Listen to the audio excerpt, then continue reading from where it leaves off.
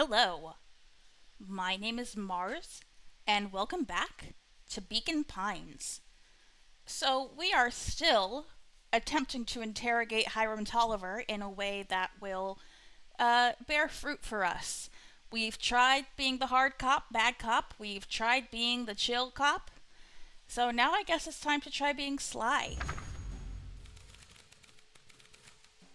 Classic good cop, sly cop interrogation. They'd run the classic good cop, sly cop interrogation. Luka and Rolo ducked behind a barrel, leaving Beck to her task. With a few crisp snaps, she roused Mr. Tolliver. I see. Each of the three options pertains to one of the three kids. Luka is the chill one, Rolo is the tough, intimidating one, and Beck is the sneaky one. What? What's going on here? You're that Modewell girl. Please, call me Beck. Sorry about all this. Mr. Tolliver looked down and shifted a bit, testing his restraints. It seems there's been a mix-up. You see, I'm down here for the same reason you are. Juniper sent you here? Beck caught herself before letting the surprise manifest on her face. She'd already gotten him to reveal his relation to Gran. This was going to be easy. You know how Juniper is with her precautions. Operation Sparkplug has us all on edge. I guess she thought you needed some backup. But she sent a child? What better way to avoid prying eyes? Who would suspect a kid? I suppose that makes sense. Mr. Tolliver wriggled a bit in his restraints. Oh, I'm so sorry. Beck quickly removed the ropes. That had to be uncomfortable. A little, yeah. But you understand. We never know who to trust in this town. Mr. Tolliver rubbed the growing knot on his forehead. Very true. So it turns out we're both here to... Beck twirled her hand, as if to prompt Mr. Tolliver to finish her thought. Destroyed the evidence. Beck shook her head and clicked her tongue. Yep, the old gal is nothing but if not thorough. Mr. Tolliver let out an amused huff in agreement. She sure is. Can't blame her, though. If anyone were to find out that we're going to destroy the source, well, we both know how bad that might be.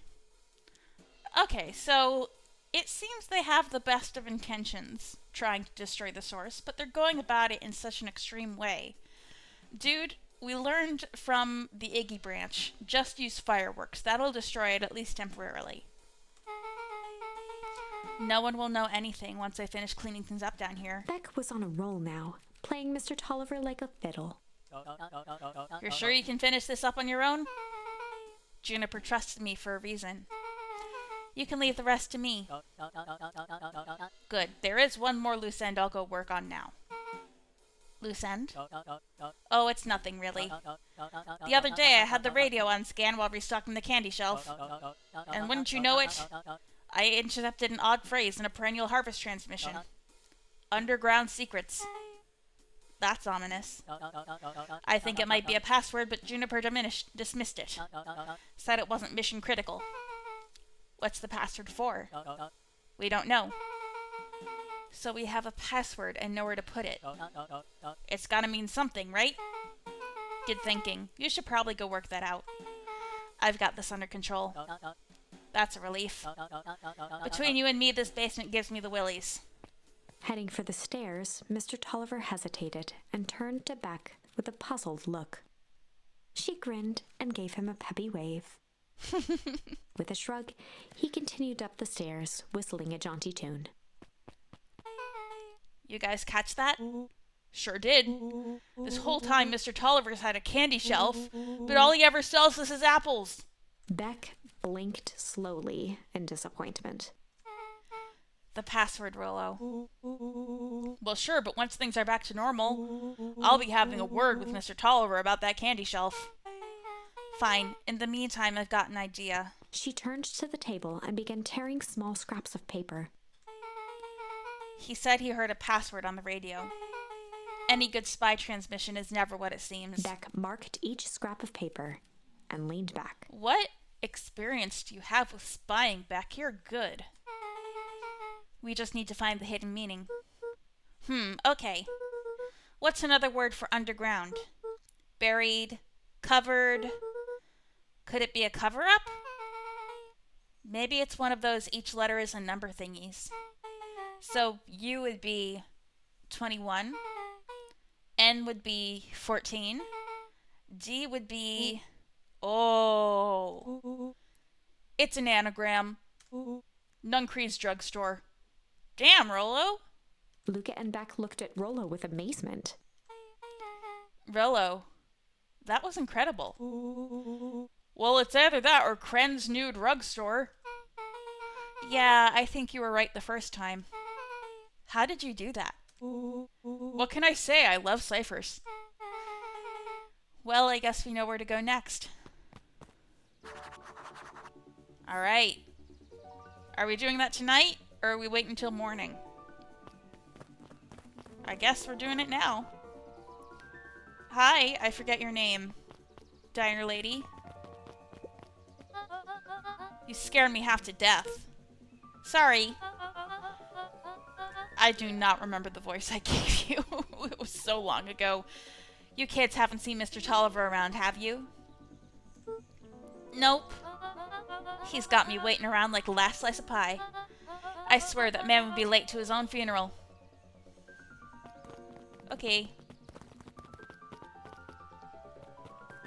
We're just 3 kids chilling late at night. Can I go fishing? I feel like it's been a while since I went fishing. I want to do that.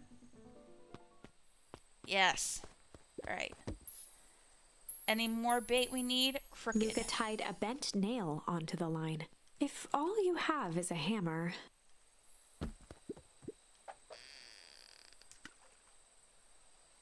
Come on. There we go.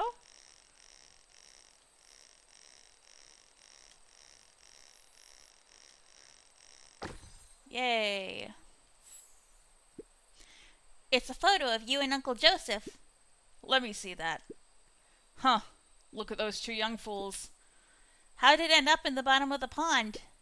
Who can say? Some things are just hard to explain. I miss Uncle Joseph. How come he doesn't come fishing with us anymore? He's busy with his new job at Valentine's. Uh-oh. What's a new job got to do with him fishing with us? It seems there was an argument between brothers about the job. It's complicated. Like I said, some things are hard to explain. Ah, I got all the fish. Well, that's quite a haul. Feels like a good time to pack up. Just a little bit longer. If things lasted forever, they might not feel as special, huh? I guess. I'll make you a deal, Buckaroo. If you ever feel like you need to talk about anything at all, you just say, let's go fishing, and I'll know what you mean. Like a secret password? Yep, top secret. Neat.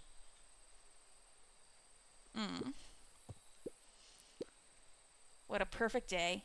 Yeah. Quite the haul there. How nice. I think this game does like parent-child relationships quite well. Especially considering that very few of them are actually visible, like... I don't know, we've never seen Rolo's parents, but we definitely get the sense of how strict they are. And how they're struggling, and how that's affecting him and his sister.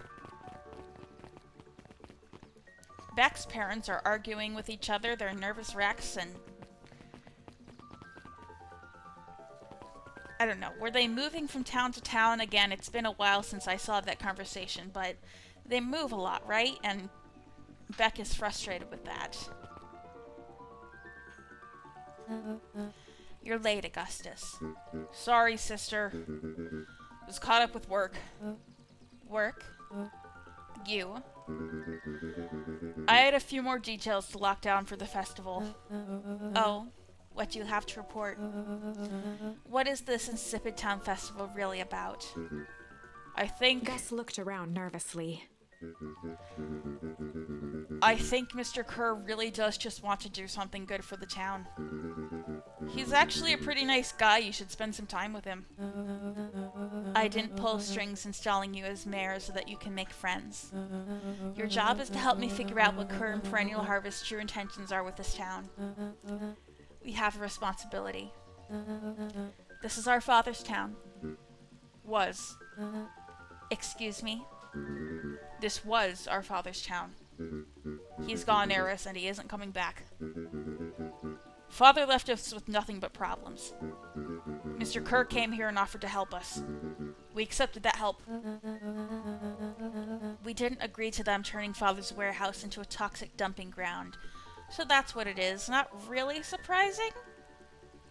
But I don't know, it seemed like they were also doing stuff with the stuff being dumped.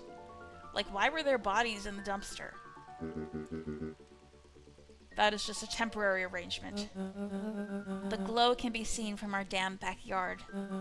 They are dumping their nasty little secrets on us. When this all inevitably goes wrong, who do you think will be blamed? Eris's cry hung in the air. We have a new choice to make now, sister. This town is going to change whether we like it or not. Are we going to choose to be a part of that future or be forgotten in the past? It's a shame. Father named you Augustus, but you will always just be a Gus. Good night, Eris. I really feel bad for Gus. He just seems extremely put upon.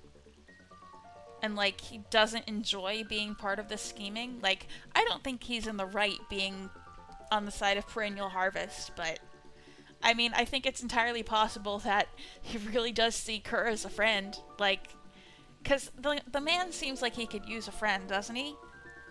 Like, I feel bad for him. I'll see you at breakfast tomorrow.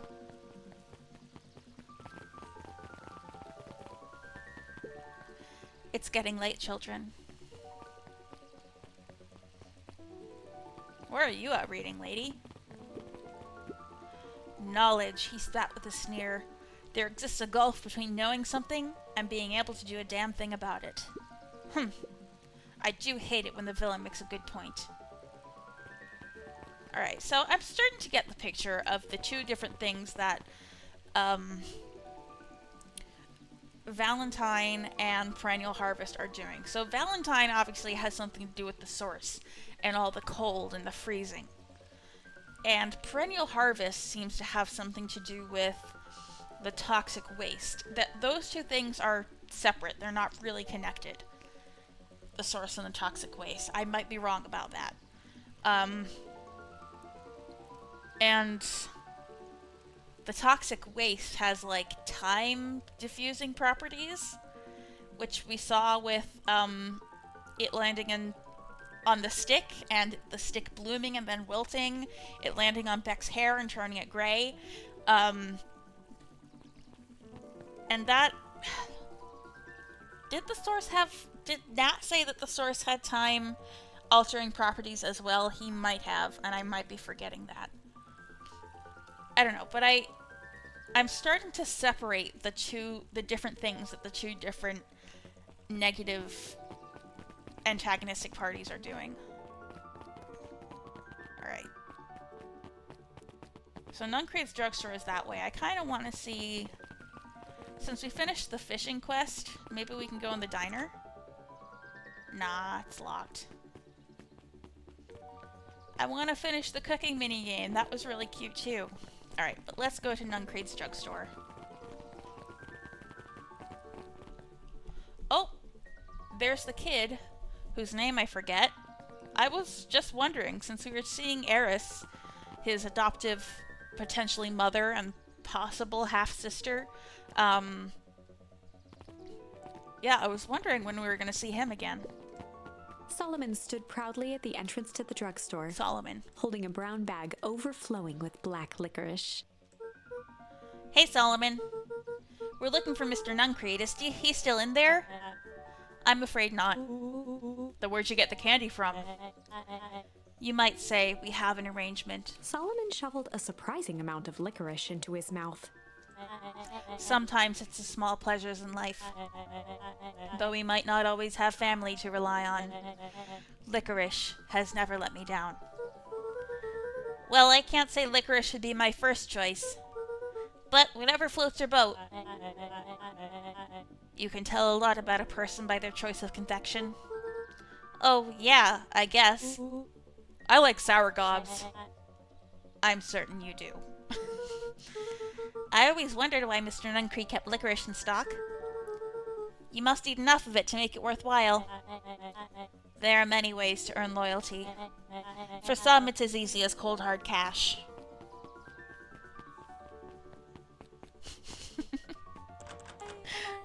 It's funny that he's bribing the kid with licorice or whatever their arrangement is. Well, he's right. It's locked. There's gotta be more clues. Okay, let's see. Oh, clue hunt? The telephone booth? Have you ever seen anyone actually use this thing? Besides Mr. Nuncree, no. Beck cupped her hands on the glass to peek inside. This is not a normal phone booth. It's got like a blinky keypad. Why would there be a blinky keypad? Kren's new drugstore! I mean, Underground Secrets! The password! Beck flung open the door and they all squeezed in. Oh. All right, let's see here. Luka cracked his knuckles and entered the letters into the keypad. I thought he was saying and. That's why I sounded like that at first.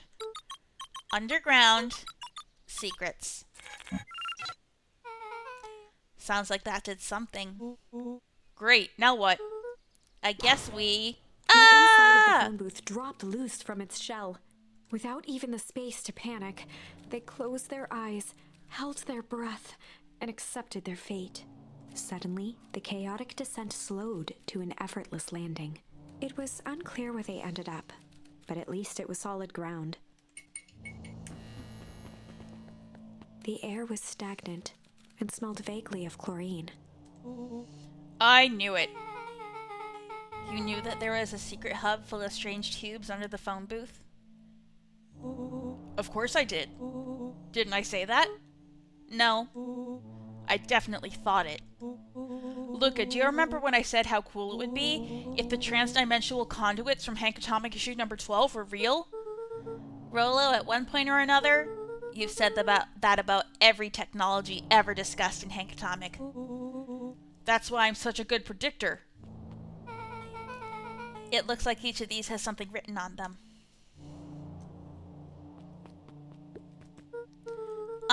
This suit has a broken mask. It's the one Luka broke. So, have we found our mystery warehouse creeper? We've at least found their hazmat suit. If it walks like a Nuncreed and talks like a Nuncreed, let's not jump to conclusions. Just saying. Oh, it looks like there were notes there. And how do we get back up? We can't say. We can't tell. Mining Operations Alpha. You guys have mines here? Not that I know of. This town is all farms and fertilizer.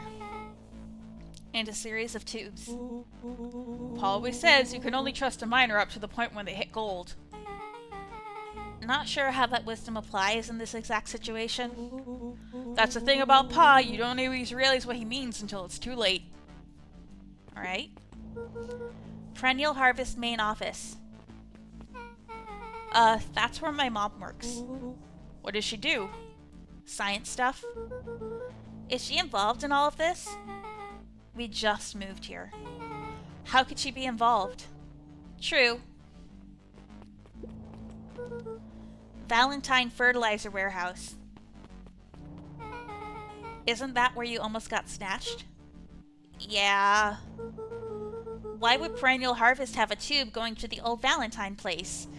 Did you not overhear the conversation that Eris and Gus were having?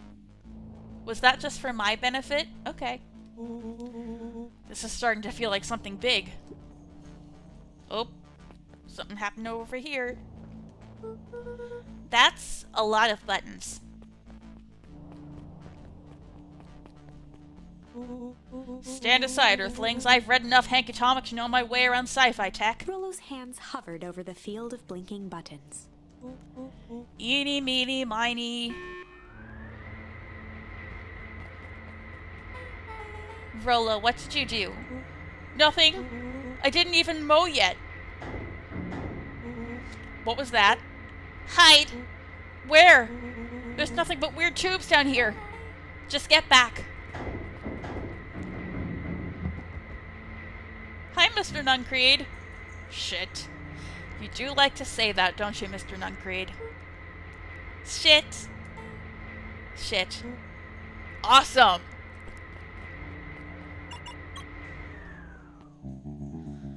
You all need to come with me now. We aren't going anywhere with you. Not until we get some answers. Mr. Underground Secrets. I told them it was an absurd password. But they love anything that makes them feel clever. They who? That's no matter. If I can keep you hidden until after the festival, I might be able to save your skins. We don't care about our skins. Hold on now, I like my skin. This all stops now, Nuncreed. Joseph waited for a moment in silence. You sound just like him. Who? Walt. You don't get to talk about my dad. You know, your father and I were friends back before He gestured toward the strange tubes. all of this. That's a lie. It's true. I used to bounce you on my knee. What happened? Same thing that always happens. Reality, complications, life.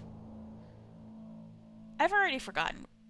What was the name of Luka's uncle? Obviously it wasn't Joseph. I'm not saying that Mr. Nuncreed is somehow related to Luka when they are not the same general species of animal, I don't believe. Sometimes it's hard to tell in this game. But, I don't know. I feel like maybe that might be relevant at some point. We were a team, Walt and I. An idealistic doctor and a bright-eyed pharmacist. Both hell-bent on helping folks. So you were his sidekick? No. We were partners. He helped the patients and I helped him. Yep, total sidekick. Nuncreed let out a growl of a sigh. Luka, I need you to know this. I need someone to know this. One day, Sharper Valentine comes to us. Says he's got an opportunity. He's found something he didn't quite understand. And he was willing to pay us both handsomely to help him understand it. And my dad said no. Your father and I both believed in helping people. But the thing I could never get him to understand was, it's a lot easier to help others if you help yourself now and then. Classic sidekick into villain plotline. Walt loved being righteous almost more than he loved his family. He was wrong about one thing, though. When he begged me not to take Valentine's offer, he said, Joseph, if a person says yes one time to Sharper Valentine, he'll make sure they keep on saying yes to him until the day he's dead and gone. Hold on, I gotta respond to this text.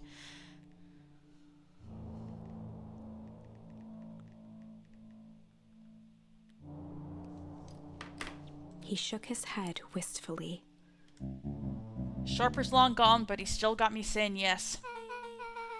Is there a point to this sob story? Not really, no.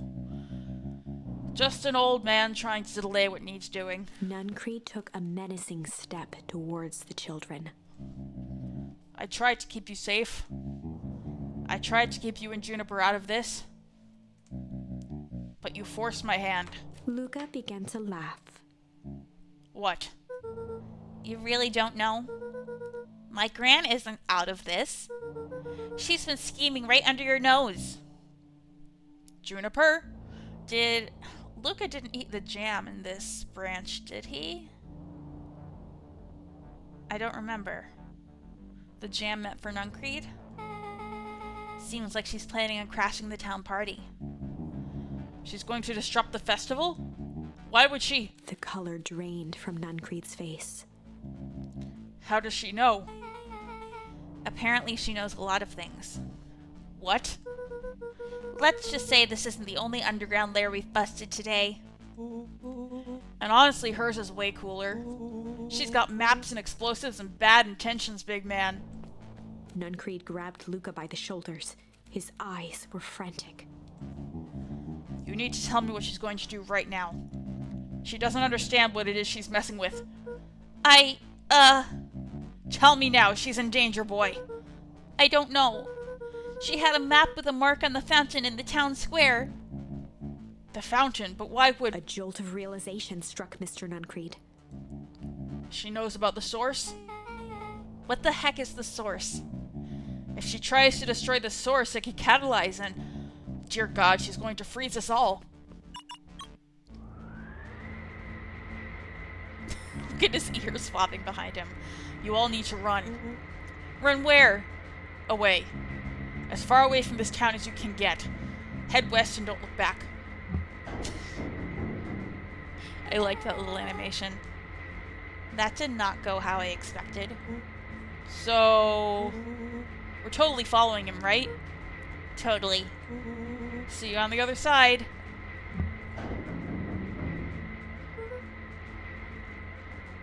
Needed some tea, sorry. You good? Yep. This goes to the mine, right? I love this town.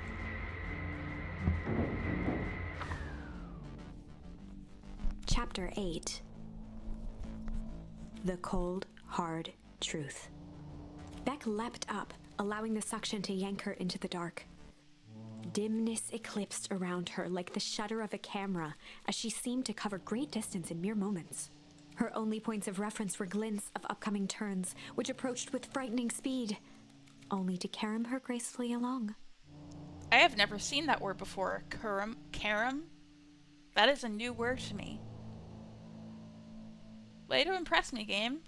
With words I don't know. She heard the tinny, distant echoes of Rolo's glee. Once she stopped fighting against it, the ride was impossibly smooth. Then, all of a sudden, as if minutes had passed in an instant, light blazed into view. Oh no, we're back in the original town. A burst of wintry air snuffed across her face, and she was flung out into the cold.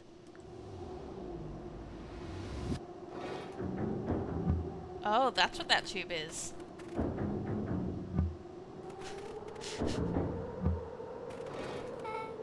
That was intense. Yeah. I think I might have parted with some fluids in there. Any idea where we are? Somewhere cold. Doesn't look like it got on any of us. It didn't feel like we traveled that far. So where did it all go? This place sucks. Why would anyone even want to blow something up out here? Only one way to find out, I suppose. We've got to catch up to Nuncreed. I think he went this way. Alright, so we are going to follow Mr. Nuncreed, but I think we're going to do that next time. Until then, I have been Mars, and I will be back with more Beacon Pines.